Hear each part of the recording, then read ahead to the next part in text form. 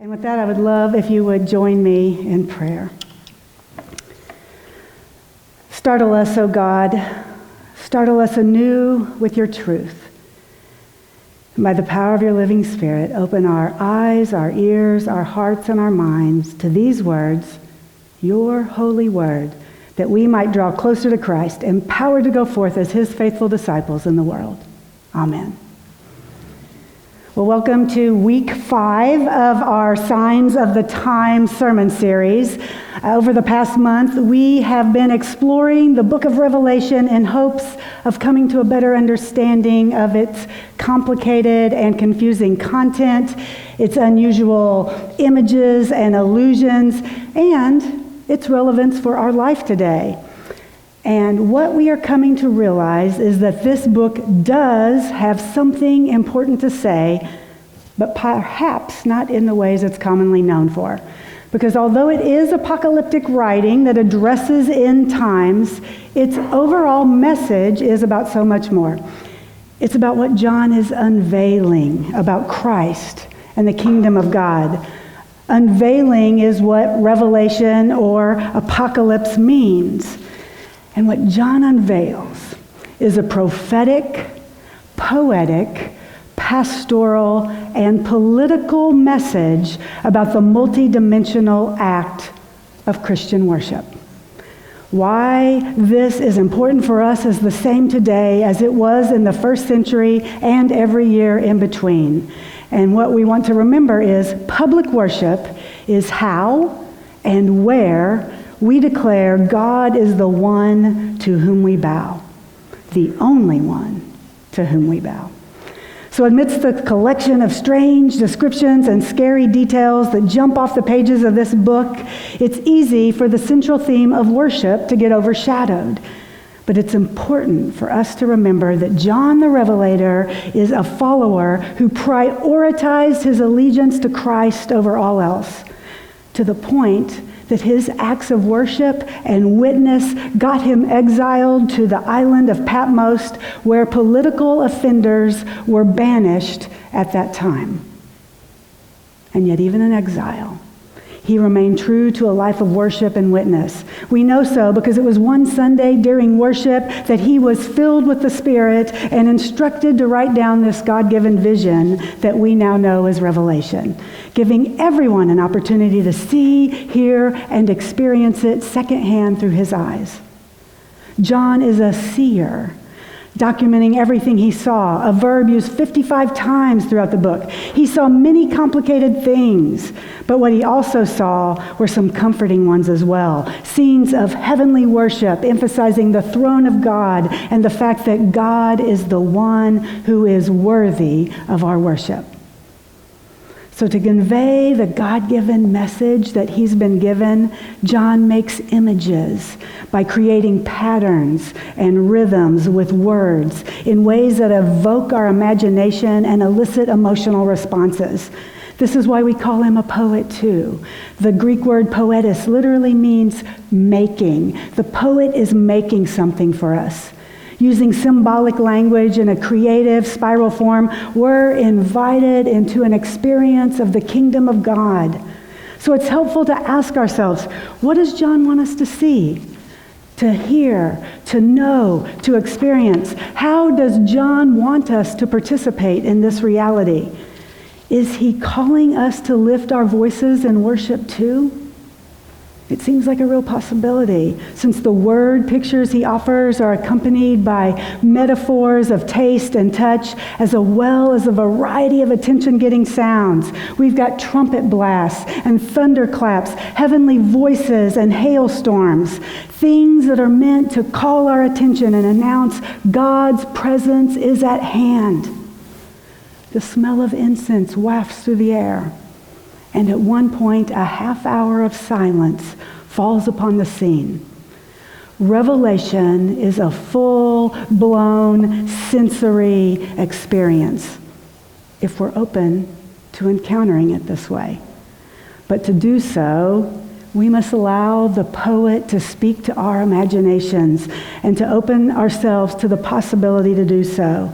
The divine may just have a word or two to say to us too. This is what I'm hoping for us today. John is also a pastor, devoted to drawing as many people as possible into the presence of Christ, encouraging everyone to live lives of worship and witness too.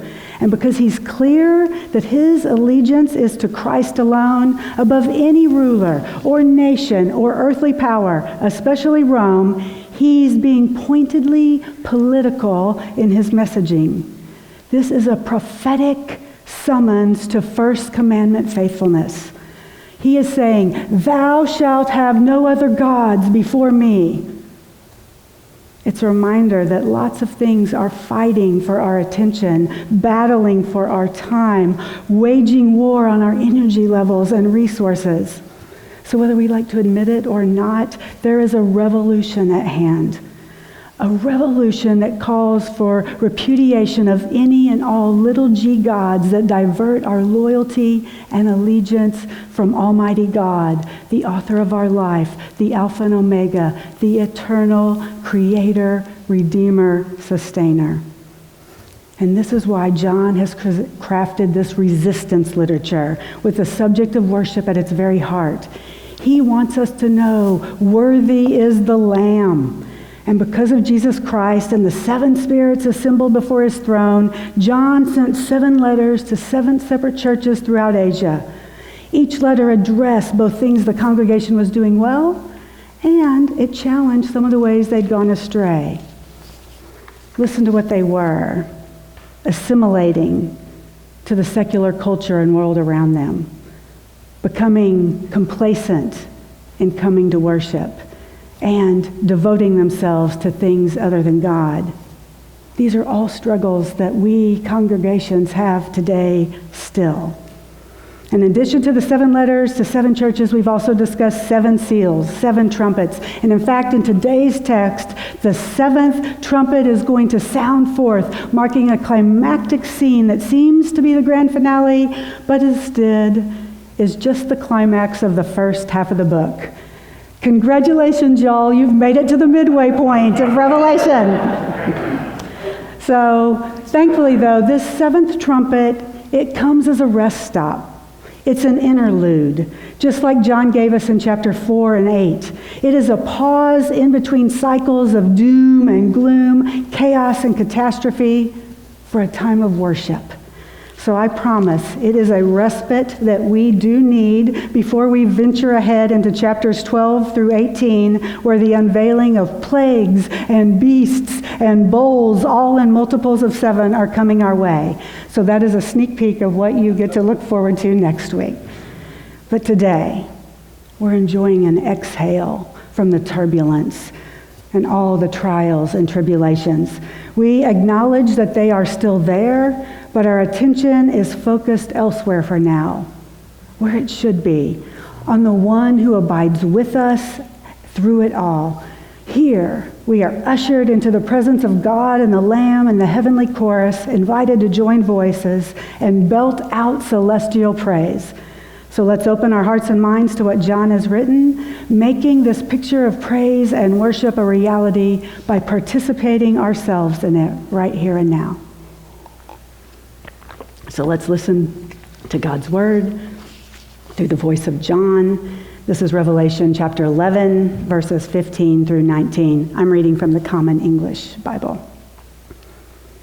Then the 7th angel blew his trumpet, and there were loud voices in heaven saying, "The kingdom of the world has become the kingdom of our Lord and his Christ, and he will rule forever and always." Then the 24 elders who were seated on their thrones before God fell on their faces and worshiped God. They said, "We give thanks to you, Lord God Almighty, who is and was, for you have taken your great power and enforced your rule. The nations were enraged, but your wrath came. The time came for the dead to be judged. The time came to reward your servants, the prophets and saints, and those who fear your name, both small and great, and to destroy those who destroy the earth." Then God's temple in heaven was opened, and the chest containing his covenant appeared in his temple. There were lightning, voices, thunder, an earthquake, and large hail. This is the word of the Lord.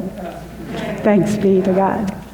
So the 2022 Winter Olympics kicked off Friday night with an opening ceremony created by Chinese director Zhang Yimou in Beijing's Bird Nest Stadium.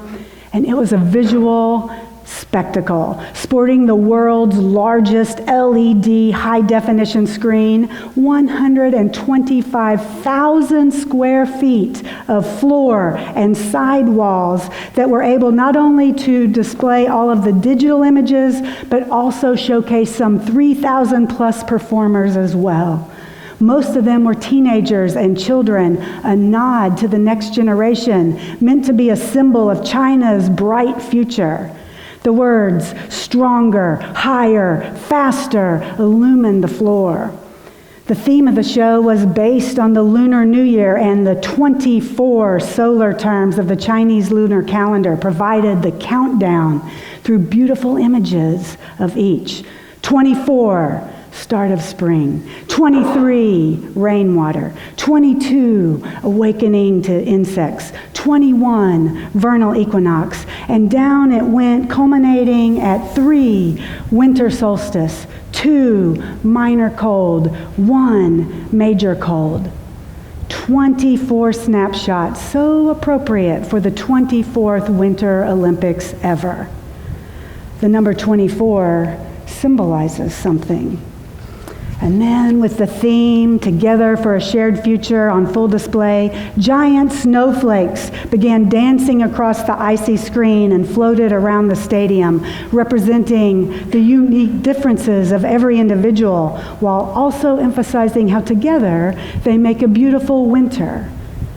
A similar message was conveyed when 56 citizens representing the 56 ethnic groups of China, including the Uyghurs, passed a giant Chinese flag from hand to hand down parallel rows until it raised up the flagpole. Another Uyghur, a cross-country skier, was also one of the 2 final athletes carrying the Olympic flame to the cauldron lighting that starts the game. I call attention to these choices of images, numbers, words, and music because they illustrate well a contemporary example of communicating particular messages, especially political ones, by making creative combinations with sound, light, and choreography that point to the message you'd like to send. This is what we're experiencing with John. And just as China used a tech show full of images and performers and music to convey what they give worth to as a nation, John is doing the same thing with word pictures and images he's sharing in Revelation to convey that giving worthship to God is what should be our priority. So what the crux of this text today says is worship is about God, about what is honoring, about what is pleasing, about what is faithful to the one who rules forever and ever. The only way worship is about us is the priority we give it and the posture we take in bowing down before the Divine One. How much worth do we give our relationship with God? And because the focus is on God and not on us, our personal preferences really mean very little. What we like and what we don't like aren't at all what worship is about. Worship is not something meant to be consumed. It's something meant to be communal, bowing our bodies and lifting our voices together to the Divine One, just like John described. Do you think that John ever imagined that a German-British Baroque composer named Handel would create an oratorio from verse 11:15? Or that this verse would be displayed on the high altar mosaic of Westminster Abbey in London, England? Do you think he could imagine the coronations of British kings and queens taking place beneath words he wrote? The kingdom of the world has become the kingdom of our Lord and his Christ, and he will rule forever and always. What a solemn reminder to these monarchs and to their subjects that their crowns are at best temporary and in any case borrowed. The sovereignty, the kingdom belongs to the one true God, the Messiah. And finally, just for fun, I can't help wondering if he could have ever fathomed a flash mob halfway around the world 2 millennia later, belting out these words of praise.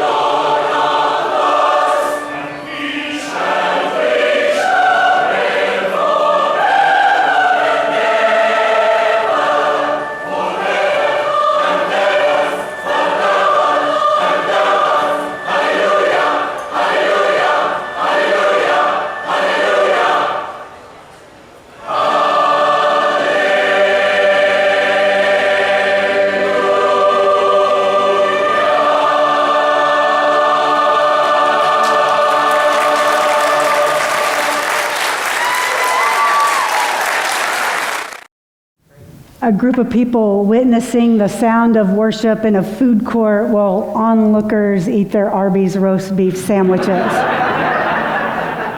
It's surprising. And yet, these hallelujahs speak the eternal truth unveiled in the words of our prophet, pastor, poet, John, a much-needed reminder that public worship is how and where we declare God is the only one to whom we bow. So as we go out from here, I believe John's message requires us to ask ourselves a couple of questions. Am I worshiping and witnessing in ways that make obvious my allegiance to Christ? Or have I become complacent or distracted by other priorities? If the latter, then what might I do to recommit myself to the Holy One who is eternally committed to me? May it be so. Hallelujah. Amen. Will you please pray with me? Holy, holy, Holy One, may your guiding Spirit move boldly in our lives, empowering us to fall on our faces and worship to you, just like those 24 elders. Like them, we give you thanks, Lord God Almighty, for being the one who is and who was and who always will be. By your hand, you have authored not only our lives, but all of creation. You've reached out to us in love, called us into covenant, and commanded us to love you and our neighbors too. We recognize your power, as well as your overflowing mercy and abounding grace. Lead us by your Holy Spirit to be reflections of your Son, our Savior, in and to the world. We ask this in his precious name. Amen.